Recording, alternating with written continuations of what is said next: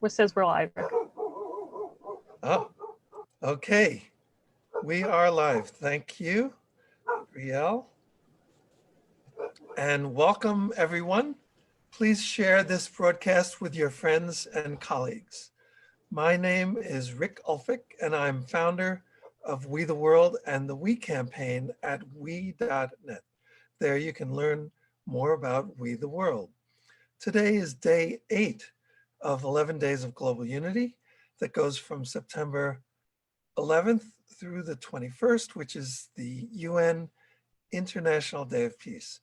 And this is our 16th anniversary. Back in 2004, We the World brought together global partners like Amnesty International and United Religions Initiative to launch 11 Days of Global Unity. And this year, 11 Days is concurrent with the Up Convergence and Peace Weekend, an extraordinary alliance of organizations including Unity Earth, the Compassion Games, the Sign Network, We the World, and over 100 groups that represent an unprecedented unity movement, which I believe is needed now more than ever before. To learn more and participate in 11 Days of Global Unity and the 11 campaigns for change that go all year long, you can go to 11daysofglobalunity.org. That's 11 with a numeral 11, 11daysofglobalunity.org. Each year, We the World hosts the 11 Days of Global Unity TeleSummit with 11 powerful dialogues on each of the 11 campaigns for change. They are happening during this time, September 11th to the 21st, each day starting at 1 p.m. USA Eastern Time. And today, day 8 of 11 Days of Global Unity is on the theme of human rights. Today, we'll be talking about LGBTQ plus rights around the world with Brielle Cintron. Brielle Cintron is 22 years old and a university student studying anthropology and fish and wildlife scientists. Brielle is the Human Rights Coordinator and Social Media Manager for We. Welcome to the broadcast, Brielle Cintron. Thanks, Rick. So I wanted to start out the TeleSummit. We're talking about some LGBTQ plus rights around the world. I think it's not in the upfront media, especially lately with all of the racial issues going on in the United States. But I think it's important that people still know that things aren't great everywhere. So I have some current event excerpts from the Human Rights Watch website that are from June till now. So the first one is about Poland. And recently in Poland, authorities have been arresting LGBTQ plus activists. In July, an activist named Margot was arrested in connection with a group of activists that defaced a truck that was covered with and projecting from loudspeakers a series of anti-LGBT slurs. 2.5 weeks after the incident, authorities forcibly entered Margot's place of residence, took her away while barefoot, and called her anti-gay slurs. She was questioned overnight, and then in August, Margot was arrested again after placing rainbow flags on prominent public monuments with a campaign organization. The police stated that Margot and 2 other activists were being investigated for insulting religious feelings and insulting Warsaw monuments. Under Article 196 of Poland's Criminal Code, a person who offends the religious feelings of others by publicly insulting a religious object or place of worship may face up to 2 years in prison. The sentencing of Margot is still underway. The second comes from Morocco. While coming home from a New Year's party on January 1st, 2019, Manal got in a minor traffic accident. Upon arrival, Moroccan police arrested her, harassed her for her gender expression, and posted photos of her and a copy of her ID online. The copy of her ID had her birth, sex, and birth name on it. as it was not able to be legally changed. And this did violate Moroccan privacy laws, but so far there has been no justice for this privacy break. Manal had to seek asylum in France due to online bullying, harassment, and threats. And the next one is a Saudi court sentenced a Yemeni blogger to jail and then deportation to Yemen for a social media post supporting equal rights for all Saudi Arabia, Human Rights Watch said. And then after a trial in which he was provided no counsel, Mohammed al-Bakari was sentenced on July 2020 to 10 months in prison and a fine of 10,000 Saudi riyals.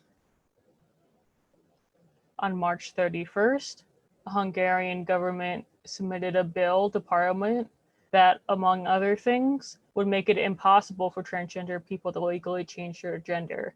It was unclear when parliament might debate and vote on the bill, but according to the draft, the birth sex, once recorded, can't be amended. And then I think an important thing is I don't think a lot of people understand that even in the United States, a lot of these things are going on.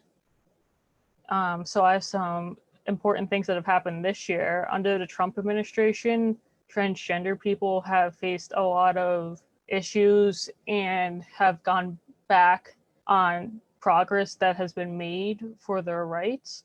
So on as of August 2020, at least 28 transgender people have been murdered in the United States, or their death is suspicious.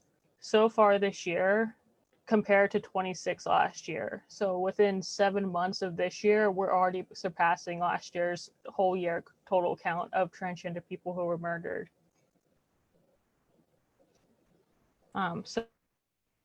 So of this 28 count, 23 of the victims were transgender women, 4 were transgender men, and 1 was non-binary. And it's important to note that also with all these killings, a lot of them are transgender people of color, especially Black transgender women. And then the military ban, which a lot of people know about, the transgender military ban was starting to be enforced as of April 12th, 2019.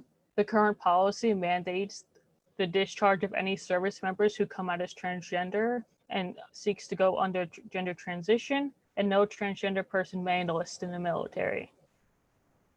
And another important one that a lot of people may or may not know of that happened recently this June is the Trump administration issued a final amending of the Obama-era rule implementing Section 1557 of the Affordable Care Act, which prohibits discrimination on the basis of race, color, national origin, age, disability, or sex.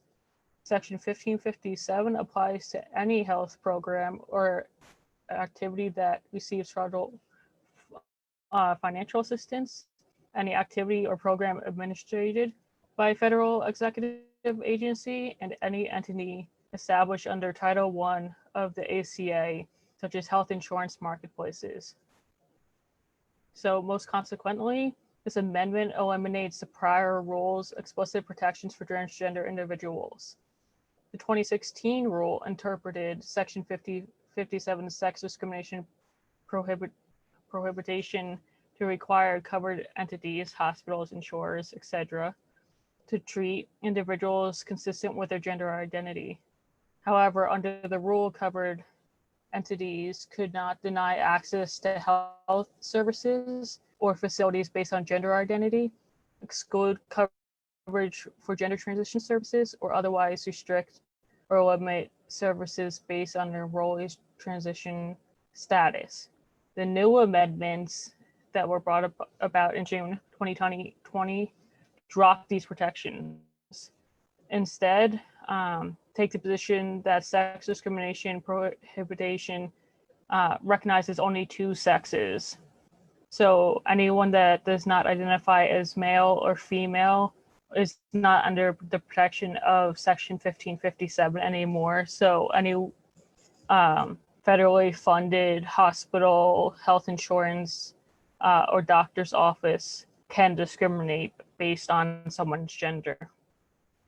And that's just some of the current events over the last 3 months around the world and in the United States. All right. Well, thank you for that overview. So would you say that things are there's more awareness now about this issue and these human rights violations?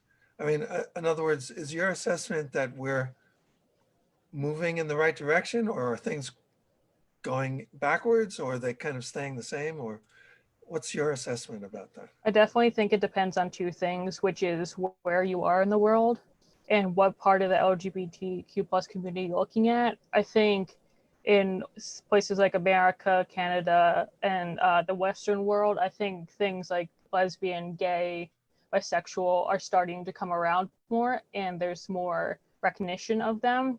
But I think transgender and non-binary communities are struggling a lot still, especially non-binary communities. A lot of people may know that there's still the debate of whether they, them can be used as a singular pronoun. And there's a lot of arguments around that. And then in other countries, religion plays into it a lot, that a lot of the same-sex bans are because of religious purposes. So I think people are at the point where they're fighting a lot for it, just like with the racial issues now, people are just kind of sick of all of it, especially people my age. So like high school to the 30s, they're starting to stand up for it. But like I said in a couple of the excerpts, all these activists are still getting arrested, they're getting jail time, and they might not even be a part of the community. They might just be allies who are standing up for the community. And then again, the Trump administration is really making things backpedal with transgender rights.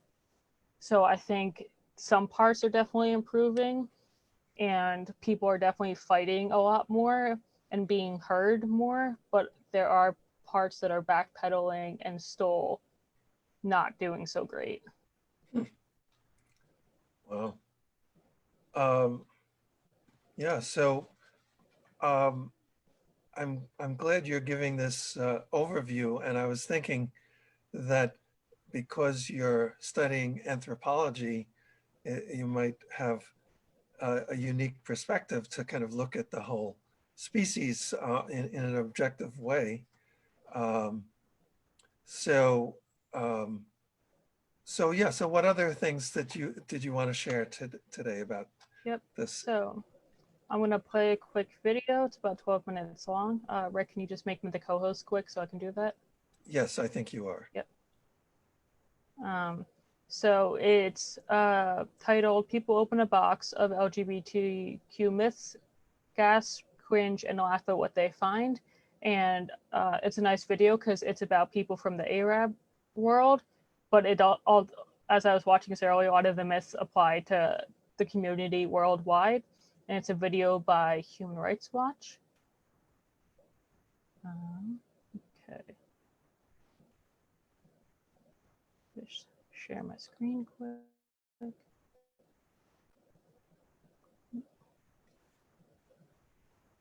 Second. Your screen.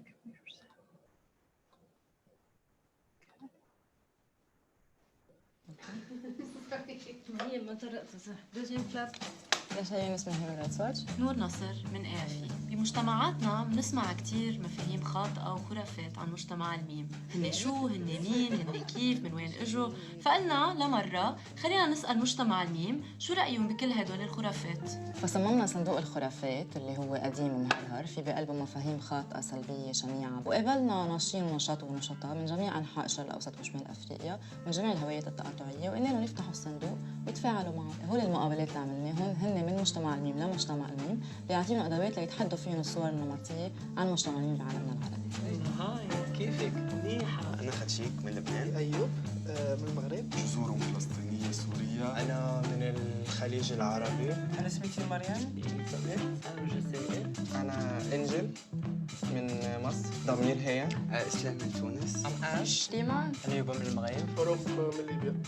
طب شو بدنا نعمل بالخرافات؟ انت بتآمن بالخرافات؟ لا. شو هيدا؟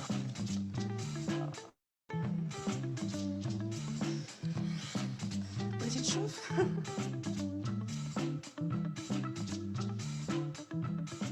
شحال مرة سمعتي هذه؟ أنا بالنسبة لي ما معاش فما حتى اكسكيوز إنك يكون عندك المعتقد هذا وأنت في القرن 21. اشخاص ينجموا هم يطلعوا على الموضوع يعرفوا اللي المثليه الجنسيه او تغيير النوع الجندري او الجنسي ولا العبور الجندري والجنسي ماهوش مرض. دونك ينجموا يزيدوا يطلعوا اكثر على الموضوع ويرجعوا لمنظمه الصحه العالميه ويرجعوا لنظره العلم النفسي. انا سمعت بزاف المثليه مرض كيبقى فيا الحال حيتاش باش كنت صغيره كنت ما عارفاش بزاف ما كانوش عندي بزاف ديال الريسورس مناش نقرا وهذا سيرتو في العمر 13 12 عام وكتقرا وكتسمع كلشي كيقول لك المثليه مرض انت مريض خصك تعالج ولكن من بعد مني كتقرا هذا كتلقى بلي حتى هي شي حاجه طبيعيه. نيكست.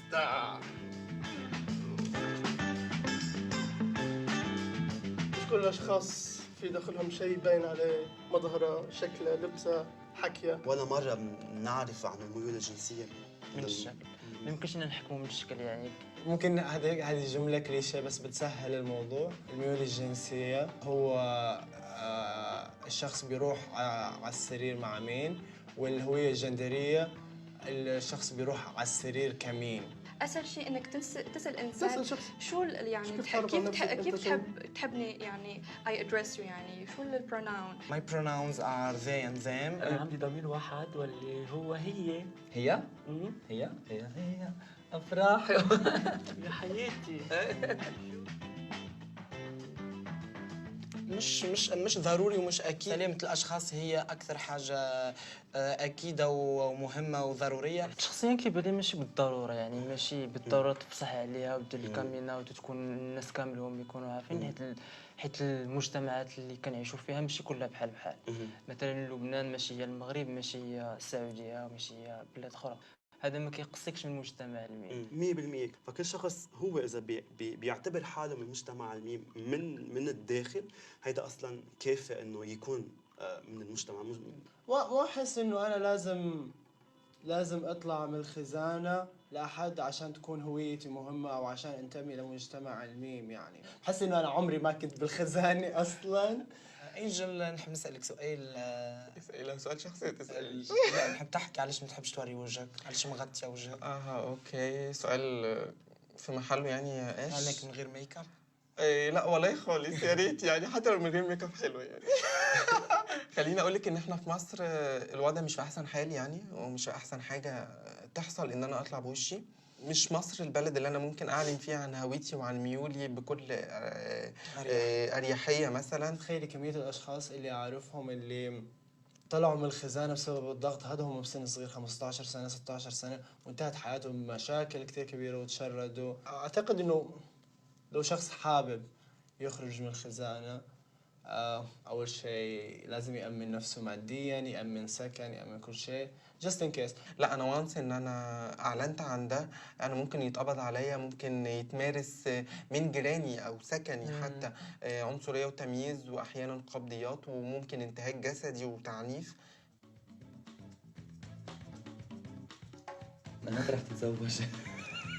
ياي اوف على هيدا السؤال. اوف ببلش من قبل 18 وما بيعرف يخلص. بس يسمحوا لنا نتجوز. شنو هو الجنس الحقيقي؟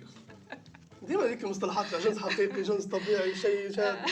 في كثير من بلدان في الشرق الأوسط وشمال إفريقيا الجنس يساوي الانتركورس يعني عملية الولوج وأي شيء خارج هذا تقريبا ما يعتبر جنس. اليوم طبعا يعني شيء سخيف. بغيت نخلي القهوه هنا واحد شويه خصني نبرد نخرج داكشي اللي في قلبي. المثليات كاينات من الاول الزمان وغادي يبقاو يمارسوا الجنس مع بعضياتهم يعترفوا بينا ولا ما يعترفوش بينا. بالضبط. اي شخصين حبوا بعضهم وكمان في شيء عاطفي شيء جنسي يعتبر هذا شيء حقيقي بينهم. فهذه الحقيقه. مش شرط انك انت تكون مثليه وتكون مثليه ما انك تكره شيء. المثليين يكرهوا النساء؟ هو الموضوع مش كله كره، موضوع حب. انا ما نحبش الشيء هذا بس نحب الشيء الثاني. تحب النساء. نحب النساء. كمان فما الحكم المسبق معناتها الشائع حتى في داخل الكوميونتي انه بايسكشوال يعني راهو انسان مضطرب او انسان بده ينام مع كل الناس وما عندوش مشاعر واحاسيس. نختفي. مش هنختفي، موجودين وهنفضل مين الرجال ومين اللي ورا بالعلاقه؟ بصراحه هلا اجمالا بعتوا على طول مدام بلان. من الراجل من المراه مين Who wears the pants؟ من العروسه من العريس. يعني مش اذا حدا كان بعضهم يعتبر هو المراه والتوب هو الرجال. اي ثينك هن قصدهم بهذا الموضوع هن بدهم يعرفوا انه مين عم بفوت شو لمين. يعني هيدا الموضوع السيء انه ولا مره شفت حدا عم بياكل مثلا بتشوب ستيكس وبيجي بيسال ايها السكينه ايها الشوكه. وفي حتى علاقة يعني ما بين إنك تعيش تروما في صغرك وتأثيرها على ميولك الجنسية. لا أنا خلقت هيك وخلقت بعائلة كتير طبيعية. أنا لما بلشت أحكي تعلمت ماما تعلمت بابا، بعدين لما بلشت أتمكن من اللغة قلت أنا بنت. أنا كنت أصلي عشان أصحى وأحس بجمال، وفكرة هذا كلام كان عمري 9 سنوات 10 سنوات هيك. وفكرتي كانت عن الجمال شخص مش رجل أو امرأة، وأنا عمري ما شفت أي أحد كذا. عادة الأشخاص الغير النمطيين للجندر بيكونوا مادة كوميدية ومادة سخرية، بس لما لقيت مصطلح نون باينري واللي هي الثنائية الجندرية حسيت إنه بتعرفي كأنه حياتي كلها قطع بازل وخلاص اتجمعت وصارت الصورة أوضح. الحق من أكثر المستفزة جدا، ويعني هي من العبارات ومن الاتهامات اللي نواجهها يوميا. انا بتذكر بالمدرسه بالبريفي انه الاستاذ اعطانا ديوان ابو نواس تبع الغلمانيات. يعني اذا ابو نواس من 600 700 سنه كان بيتغزل بالشباب طالع نازل. مثلا بالجزائر وقت الحكم العثماني الجزائر كانت كثير اوبن مايند، انه فيك تكون مع شاب فيك تكون مع بنت، في شباب لابسين بيلبسوا عايشين كبنات، انه عادي. ديما كل شيء مختلف عنا او مميز عنا ديما نحطه في تهمه معينه. يعني الاشياء هذه موجوده منذ لما كان في توثيق وكان في حضاره، سواء كان في اقصى الشرق اقصى الغرب. الهوموفوبيا والترانسفوبيا انه فاتت مع الاستعمار الفرنسي. بس هذه باي. لا جدول ماما وينك يا ماما. بالعكس مش بالضروري. هلا صح بيكون في اهل متعصبين ما عندهم معرفة بالموضوع، متدينين عندهم خوف على أولادهم على بناتهم على أي إشي. بس بالنسبة لإلي لا، أنا وماما كتير فريندلي مع بعضنا، متقبلتني وأنا متقبلتها بالأحرى كمان. يعني المسكونسبشن على هالمواضيع كتير بتكون كبيرة، والأهل ببعض المحلات كتير ما بيقدروا ما يتقبلوا. أمي أول مرة خبرتها غابت على الوعي وعملت ديبرشن على فترة كتير طويلة. يعني بس صارت تتعرف على أصحابي، تتعرف على مين نحن. يعني تشوف إنه طب إيه إنه أنا ناس عادي. يعني هلا انا صار لي ساعه بمزح وهيك، بس هلا رح اقول شيء جدي صراحه. بخصوص الاهل في عالم العربي منه مستحيل يتقبل اولادهم. انا اهلي توفوا وما بعتقد كانوا بيعرفوا انه انا جاي. بهذا الفيديو بدي اقول لكل اللي بقيوا من اهلي، اخواتي من ماما واخواتي من بابا، اخوالي عمومتي كلهم، بدي اقول لهم هلا انه انا جاي وفيكم تتقبلوني فيه. لا، لانه اللي كنت مهتم انه يتقبلوني توفوا، فصارت الخبريه انه ما ضروري نخسر الاشخاص بس يموتوا، لانه اذا ما تقبلوني اصلا انا بعتبر حالي خسرتهم. فالحب دائما بيغلب. يعني بحس انه الدم ما بيصير مي هيك بيقولوا، بس بلشت ارجف على الخلطيه. أصحابي دعم ليه ومجتمع الميم ذات نفسه؟ نفسي أول شيء. مصدر دعم هي والدي. هم الأصدقاء ديالي وهما اللي غالبا هما مناضلين ومناضلات في المجتمع الميم. انتهت الخرافات اليوم. يا الله إنه في ناس كتير لسه بيفكروا بنفس الطريقة هذه. أنا رجعت لي ذكريات كتير كنديرها بعض المرات كنسى كاع بلي هادشي كاين من كثرت ما طلع ليا في راسي ولكن واقع يقدر يتبدل شويه قضاين عليا نعمل فيهم باربيكيو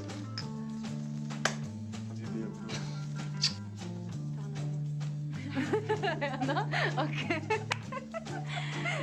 فينا لا فينا نكمل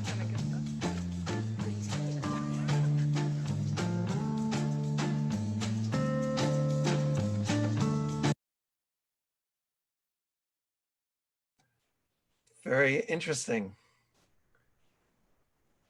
Yeah, I thought it was a nice video, especially it was interesting to see it coming from the Arab experience instead of an American experience. Right. I think there's overlap because communities like strongly religious communities may have, maybe thinking in similar ways to what this video was showing.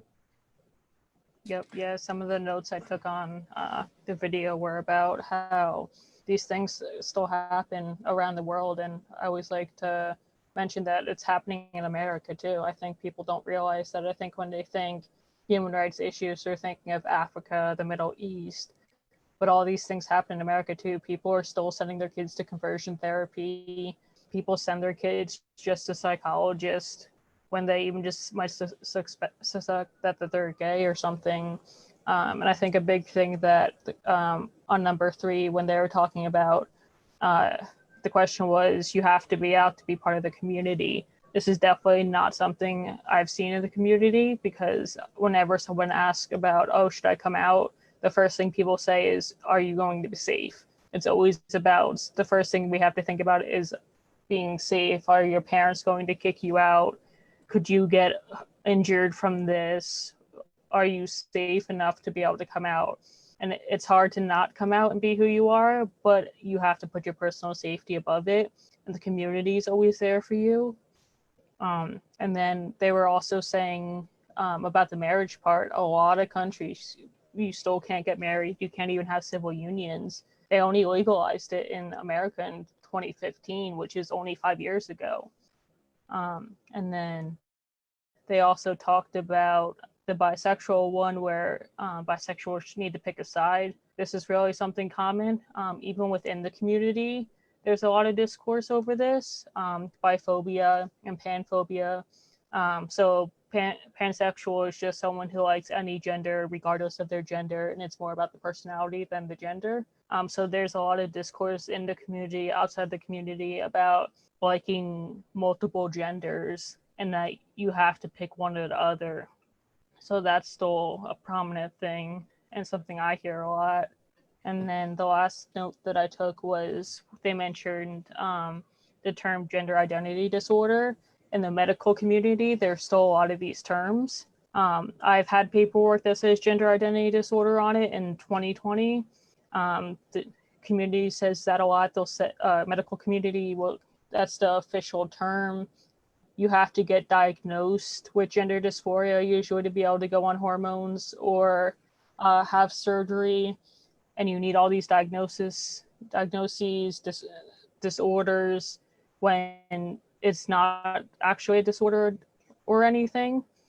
But the medical community is still viewing it as that, and a lot of paperwork will still say that this thing needs to be corrected, and it's just something that I think the medical community needs to get up to speed on that and change their terminology regarding these things. Yeah, I was wondering about that because I remember when Chelsea Manning was in the news. Do you remember Chelsea Manning? I do not. Oh, okay. So Chelsea Manning was one of the people who leaked some information about the Iraq War. And during her incarceration, I mean, prior to the to being incarcerated, she was in the army, but at that point she was Bradley Manning, and it was during this time that she went public and became Chelsea Manning. And I remember there being some mention about gender dysphoria. So my question is, I mean, would you say that something like gender dysphoria, or let's say the results or the symptoms that people might call gender dysphoria are really a result of the psychological problems because of being not accepted in society? Is that sort of how you would put it? That it is not a, I mean, is that how you kind of look at gender dysphoria? That it is more just the problem of just how a person, like a trans person, is relating to community and all of that causes issues and even health issues. Is that how you would look at it? So it definitely can be. So there's always the social and then the internal aspect when it comes to gender. So gender dysphoria, people might not feel that other people are seeing them how they see themselves. So someone who isn't on hormones yet still might sound and look to the world as female, and that can cause a lot of mental health issues because this person knows they're male, they're not in the right body, but every time they go out to lunch or something, the server's calling them ma'am and she and her. So that can cause dysphoria, but there can also just be dysphoria about the person's body, that the fact that they have breasts and that they want a flat chest, or what genitals they have. So it can be a social aspect where the world's not perceiving them how they want to be perceived and who they are, but it can also be things about their body and their voice and how they look. Right. So, so would you say in the LGBTQ plus community that this idea of gender dysphoria is really looked down on as not a real not like a real disease? It's just something that is still something that consciousness raising needs to be made aware of in the medical community. Yep, it's essentially like how people back in the 60s and everything thought that being gay or a lesbian was a disease and that you had some kind of illness. People still think the same thing about gay people as being bisexual people, but also transgender, non-binary people, that there's something physically and mentally wrong with them for them to be like how they are. But in reality, there's nothing wrong with them. They were just born in the wrong body, and they just are trying to take the steps to become who they are. But there's so many hurdles and societal issues that it's hard to get there. Exactly. I don't know if you mentioned it, but I sort of recall that suicide is a major issue in the trans and I think especially the trans community, but maybe in other parts of this community that we're talking about, because if people really don't see like being accepted in their families and then in sort of the mainstream community and stuff, and it could lead to a loss of hope. Have you have you seen that? Yep, I don't know the exact numbers off the top of my head, but of course, in the whole community as a whole, suicide's an issue, but it's definitely higher in transgender and non-binary people, for like the reasons you said. some people can't afford to do medical transitioning, like getting their breast removed or bottom surgery, because that can be expensive without insurance. It can be $10,000-$20,000. They might not be able to get on hormones because of their family or financial reasons or whatever reason. And dysphoria can be crippling for some people, that they can't get out of bed in the morning, same as someone with depression about anything else. But your body is just that, like, you can't get rid of your body is an issue. So it's just always there, and it can be really hard, and suicide rates are definitely high, and then homelessness in the whole community is high, and there are some shelters that refuse transgender, non-binary homeless people and don't allow them in the shelters because of religious reasons and other reasons. Oh, wow. Yeah, and then of course, intersectionality is an important issue as well, where people who are already feeling these pressures, maybe they are, a person of color as well, or economically, you know, like low down on the income level, on their, and so things can come together in a way that makes it even harder. Is that right? Yep, definitely, like pretty much anything else, especially in America, being a person of color, especially Black, your life's 10 times harder just from your skin color. And being on top of that transgender or any other part of the community, it can be really hard for societal reasons, for family accepting you. But like I said earlier, with the 28 transgender people who have been murdered this year already as of July, which surpasses the total of last year's whole year. A lot of them, I don't know the exact number, last time I looked, I think it was about 5 within a 3-month period, were Black transgender women. Wow. So are there, well, let's say, are you aware of support groups or groups that are actively working to help people who might be in these situations where, they don't see any possibilities with their families, so they might become homeless, or in that kind of thing? There must be community groups that are helping people like that. Is that correct?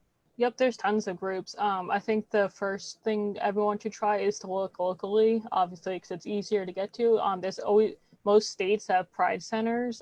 New Jersey has the Pride Center of New Jersey down near Edison. So if you just Google LGBT center near me, you should be able to find stuff. Planned Parenthood, not all of their offices offer it, so you have to check their website, but they have LGBTQ plus services where they do informed consent, which means you don't need that diagnosis and a letter from a therapist that, yes, this person should be on hormones or something. You can go there and talk to them about starting hormones and other things. I think they also offer therapy. And then the Human Rights Campaign is a big one. And pretty much anytime you search LGBTQ plus services online, you're going to find tons of things of different groups helping. Right. Yeah, that's good. And I don't know, is there any effort to reach out to some of the religious communities? I mean, it seems like a kind of a way of framing things that could work for communities is that we're all children of God, right? So, why separate people in that way if we're all God's creations? I mean, it seems like a kind of a simple way to frame it, but I don't know if people are doing that and if there's any success in that way. Yeah, I'm not religious, so I don't know a lot about it, but I know, like many other things, the Bible is used as reasons why being gay or trans is wrong. So I know a lot of transgender, gay, lesbian people have had pretty traumatizing experiences with the religious community, and to the point where some people can't even go near churches. They won't even enter them, that their experience has been so bad. I think that the religious community can be hard to communicate um, both sides effectively without things getting heated and people getting upset and angry. So I definitely think it would have to be a mutual understanding of let's sit down and try to talk about it in a respectful manner, but we don't have to get to the end goal right now. We can work on it long term. Yeah. Yeah. So, you know, part of this idea that we always talk about with We the World is moving to a we-based society. And of course, uh, every person is a member of that society, no matter what their gender preference or their gender identity, and you know all of their own ideas. And so it has to, you know, the whole thing of intolerance itself is a huge issue, which affects, you know, all of these things. And unfortunately, people have this tendency to put labels on things, right? I mean, that's a big, it's, you know, from all the myths that were talked about in that video, it's like, you know, labeling is like at the underlying part of all. It seems like all of them, you know, like putting people in categories. Okay, you've got to be in this category or this category. Otherwise, you know, I don't know, that it doesn't mean anything for them. But the, you know, that's it just it's something to think about and even address explicitly. You know, like this idea that we are meaning making machines, right? I mean, this is it's understandable that we want to you know, interpret things in certain ways, because that's like our original you know, it's like what kept us surviving, you know, when we were proto-humans on the plains of Africa. If we saw a bent piece of grass, we'd have to extrapolate from one little piece of information to say, okay, there's a predator that just walked over there, so I got to be careful, or I got to go in the other direction. So that's like hardwired in our brains to make meaning about things and to interpret things, and things like labels are a quick way to interpret things. However, it can get us in trouble, and that's why, you know, just understanding that it's normal to make meaning.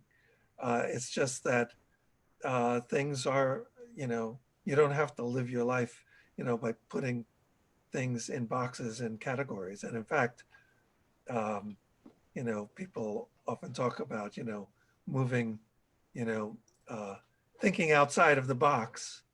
And there's a good reason for that, because when you put things in boxes, there are problems. So I don't know. Any thoughts about that?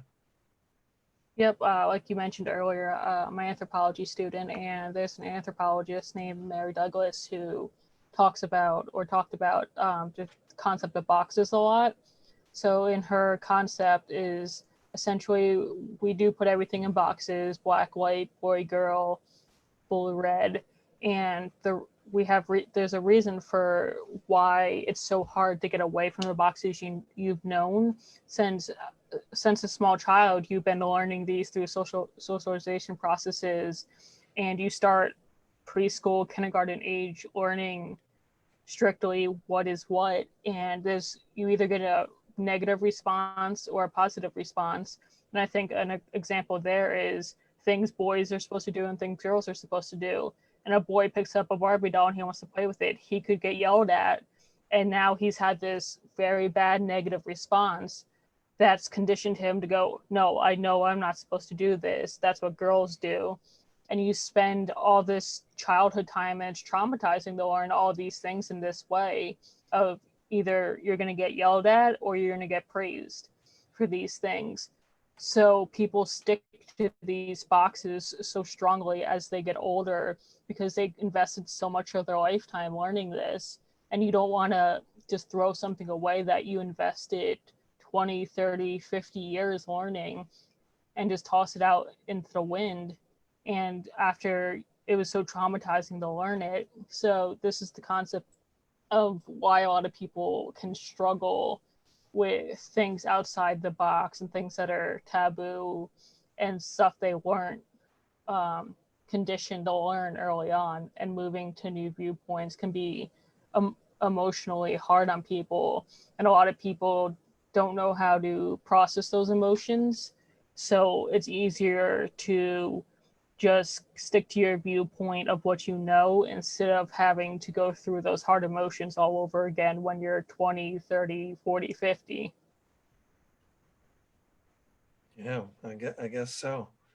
And I mean, you know, the whole idea of, or the whole topic of parenting is a big topic. And I know parents sometimes, you know, have ideas in their heads and they try to superimpose those ideas on their kids, you know. I mean, and there's all kinds of things. I mean, I had an experience like that. It doesn't really have to do with gender identity or this subject, but it's one of those indications. My father was a violinist and a music teacher, and when I showed promise when I was 4 and 5, you know, playing the piano, and I was gifted as musically.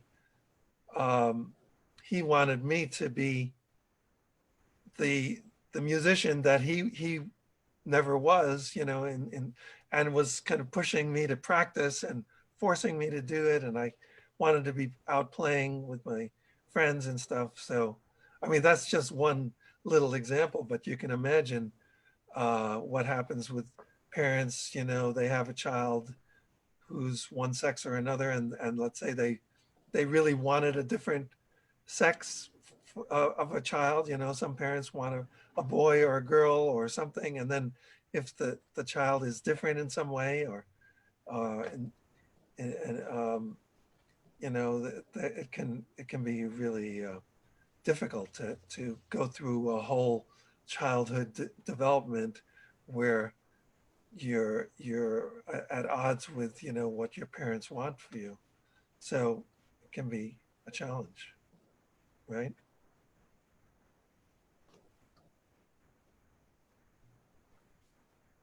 Yep.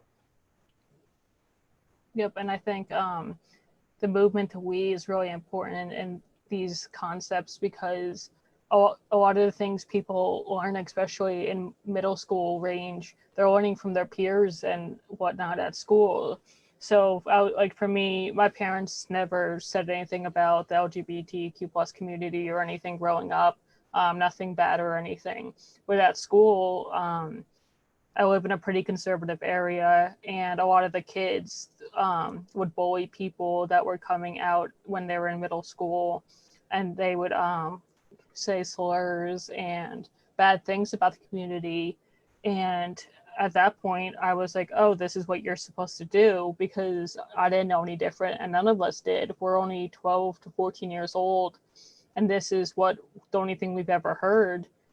So unlearning that has been a hard thing. And then when I figured out I was part of the community, I was like, what do I do now? You can't tell these people. So I think the whole society as a whole needs to start making a shift, because if you're going to go out and your two parents, one parent, however many parents at home are going to say one thing, but then the 20 people you see daily say the opposite, you're going to be not sure where to go, and you're going to want to be able to fit in where you can. Right. So have you experienced discrimination and prejudice yourself? Not really, not too much compared to what other people I know. I've had the awkward looks and people staring at you when walking down the streets with a partner. But I've had some friends who have been spit on for walking down the street with their partners and harassed and called things. So thankfully, I haven't had to go through anything personal yet, but I know it affects a lot of people, and I just don't think people want to talk about it. They just want to kind of push it aside. And I think it's one of those things like we just feel like we have to deal with because that's just how it is, and it's what we should expect. And that's definitely something that also needs to change, that things LGBTQ plus people of color shouldn't just expect that they're gonna grow up and be harassed and called slurs, and just have to put up with it and keep it all to themselves. All right. And I guess the same idea with people of color being seen in high positions of leadership. It probably is important for, in terms of like role models and feeling some kind of affirmation for yourself. If people in the LGBTQ community see people who are well known or prominent in positions of leadership, right? That's probably helpful. And do you think that's improving, let's say, in the United States? I think it's getting there. I think it's still having the same struggles up with people of color. And then another aspect is in the media and movies and TV shows. I think there's becoming more viewings of movies and shows with queer couples and queer characters. But a lot of them have sad endings that end in suicide or getting kicked out of their house, and then they're directed by straight people. So I think a lot of things still need to improve in those areas where the directors who are directing these things are part of the community, and everything doesn't have to end in a bad way, that we can start showing younger generations that you don't need to be scared of who you are, and there are good stories and good parts of being part of the community. Yeah, definitely. So another aspect of this and how society is accepting people in the LGBTQ plus community has to do with pronouns and how people choose to be called. Do you want to say anything about that? I mean, it's kind of an interesting thing, and there's pushback about it. I mean, people are sometimes, resistant to change and things like that. And do you want to talk about pronouns and how that works and Yep. What's happening with that? Yep. So I talk about it more in the 3 p.m. live stream I'll be having about how to be an ally to transgender and non-binary people. But yeah, especially the most common gender neutral term in English right now is they, them. And like Rick was saying, there's a lot of pushback with it because people all of a sudden care about grammar and are saying, oh, it can't be used as a singular pronoun, like it can only be used to talk about a group. But then you think about all those times that FedEx dropped off a package and you didn't know who it was, and you go, oh yeah, they left a package out front. People have said it a bunch of times, but now that it's got to do with a transgender person, non-binary person, whoever is using those pronouns, all of a sudden now it's an issue. And there's other pronouns called neo-pronouns that are, some of them are mostly made in the 20th century, but some date back to the 1800s. I talk about that more in the presentation later. But it's just a concept I can't really grasp about, like why you just can't use someone's pronouns. Like it doesn't affect your life. It doesn't make your day any longer. It's just a concept of it. I don't know why people can't do it. And it's so hard to just bring something new into your life, especially when it's just 2 words and changing from she, her, he, him to they and them. Do you think, you mentioned something about a new, some kind of new word, and I'd be curious to hear what that is. But it occurred to me as we were talking that there was a shift in the 20th century where people, I mean, it used to be like a person would be Mr. or Miss or Mrs., but then there was a strong push for a new way of saying MS or Ms., which would be a way to have it more general so that it is not that kind of binary thing of Mr. or Miss or Miss or Mrs. and or whatever. Oh, well, actually, it's not the Mr. part. It's just Miss or Mrs. was the solution where they would say Ms. And I just wonder, is that something that is being considered? You mentioned something about new words, and maybe that could solve that problem if people kind of jumped on it and said, let's do this. What do you think? Yep, so I'll quickly share the thing I was talking about first. It's called neopronouns, which are alternatives to they, them, because they, them sometimes don't suit people either, along with the binary pronouns. So here's just a graph of some of them. So these are new, even to the community. I don't see these too often myself yet, but a common one I do see is the Z one. So pronunciation, I'm still a little rough on them. It's definitely something I have to Google, but this would be, instead of they, you would say Z. Instead of them, you would say her. I'm not sure if I pronounced that right. But these graphs give you details of different ones that might, obviously he, him is here for an example. It's not, and so is she, her, and they, them. Those aren't neopronouns. They're just there so that you can see how to go across the graph. So these are newer ones. There's, like I said, a whole list of them. These are starting to come up in the community more. I think the reason it's not seen in the community too much is a reason young people don't have issues with their identities is it's just not talked about, and people don't know these things exist. I've met a lot of people who all of a sudden heard neopronouns and are like, yeah, this is what I've been looking for, and start feeling better about themselves now that they have a way to talk about themselves. And then you're mentioning the honorifics. So one that is used that's gender neutral is MX, and it's pronounced mix. That's the most popular one and the only one I personally know of. It's not something I've seen widely used in the world. I don't really see it on doctors' forms or anything. But I also don't see like they, them and stuff on doctor forms. I think a lot of places are becoming more progressive. I've been starting to see birth sex instead of gender on forms. Places will ask your preferred name or pronouns.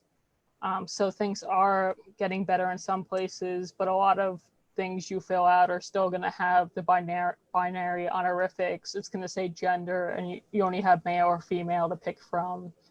So things still need to work in those areas, but they're getting better as people are becoming educated. Interesting. Yeah, I'm glad you showed that graphic of those things. It seems, I mean, it seems like there's a lot of possibilities there. Yes. And the MX is so interesting. I hadn't heard about that.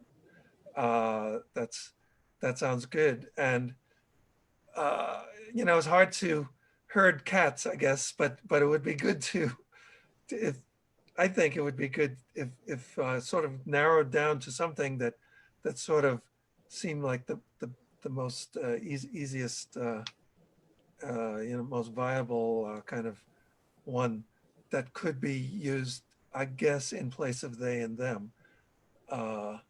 And then, it could have that extra benefit of, like you were saying, like if somebody leaves a package,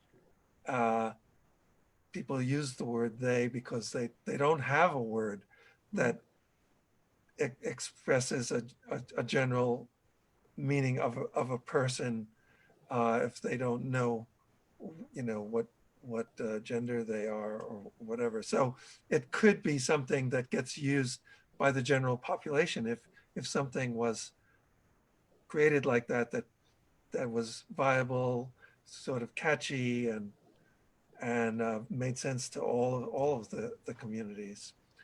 Seems like, but I don't know. Yep. In 2019, actually, the Merriam-Webster dictionary, the word of the year was singular they. So that was a big win for the community and was pretty awesome. But another point that I think is important to make is having the discussion about they, them, and all these other pronouns in English is an actual option, but in a lot of languages, there is no word for they, them, singular whatsoever. I study French and I have some friends who speak French. I have some friends who speak Polish, German, and they don't know how to refer to themselves. They still have to use the binary pronouns. They don't know how to refer to their friends. I know in French, they're starting to have in the EIL for singular they. But again, it's not something that's popular. A lot of my French friends have never heard of it. So I think in English, we're making good strides, but in other languages, they're still starting from step one. Right, I get it. And, it may be, if it does catch on one of these in English, then it just gets picked up by other languages. That happens a lot, right? In every language, I think people say internet. Yep. And stuff like that, just because, it gets used by a lot of people. It's easier to just use that. So hopefully that will happen. Are there any other things that you wanted to share before we finish up? Just that at 3 p.m. I'll be giving a presentation about how to be an ally to transgender and non-binary identities. And then at 5 p.m. There will be a stream from the We team about our dismantling racism projects. A bunch of the themes under our 11 themes have been working these last couple of months since the murder of George Floyd to get projects around dismantling racism and relating to their theme up and running. So some of them will be presenting tonight in ways for the community to get involved with our campaigns. That sounds great. So this has been fabulous. I think it's really been great information for people to hear. So really thank you so much, Brielle Cintron. And just want to let people know that you can go to 11daysofglobalunity.org and you'll see a link there to our 11 Days Trello board, where pretty much all of the programs and events that we're doing, you can see the schedule for not just what Brielle was talking about for later today, but all of the TeleSummit panels and the other programs that we've been doing during 11 days. And don't forget that you can also watch previous ones, like the TeleSummit panel that we opened 11 days with. It's called the Summit on the Future of Humanity with Archbishop Desmond Tutu and Vandana Shiva. You can see these videos by going to the We Campaign Facebook page, facebook.com/the-we-campaign, and also the YouTube page, which is youtube.com/wetheworld.org. And to learn more about We the World and the We Campaign, go to we.net.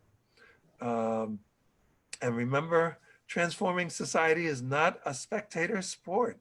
So collaboration is key, and we encourage you to collaborate with We the World, you can go to we.net/partner, all lowercase, and you can sign up to as an individual to join the We team or as an organization to be a partner. So we move forward and create that we-based society that we're talking about. Thank you again all so much. And by the way, it's, as we always say, it's about going from me society to a we society. So thank you, and we will catch you at the next Zoom panel. Bye-bye.